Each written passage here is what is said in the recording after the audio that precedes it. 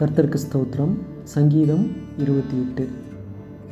என் கன்மலையாகிய கர்த்தாவே, உம்மை நோக்கி கூப்பிடுகிறேன். நீர் கேளாதவர் போல மௌனமாயிராதேயும். நீர் மௌனமாயிருந்தால் நான் குழியில் இறங்குகிறவர்களுக்கு ஒப்பாவேன்.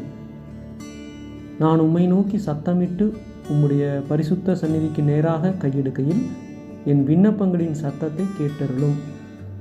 அயலானுக்கு சமாதான வாழ்த்துதலை சொல்லியும் தங்கள் இருதயங்களில் பொல்லாப்பை வைத்திருக்கிற துன்மார்க்கரோடும் அக்கிரமக்காரரோடும் என்னை வாரிக்கொள்ளாதேயும்.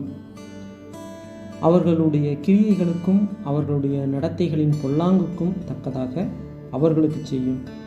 அவர்கள் கைகளின் செய்கைக்கு தக்கதாக அவர்களுக்கு அழியும். அவர்களுக்கு சரிக்கு சரி கட்டும்.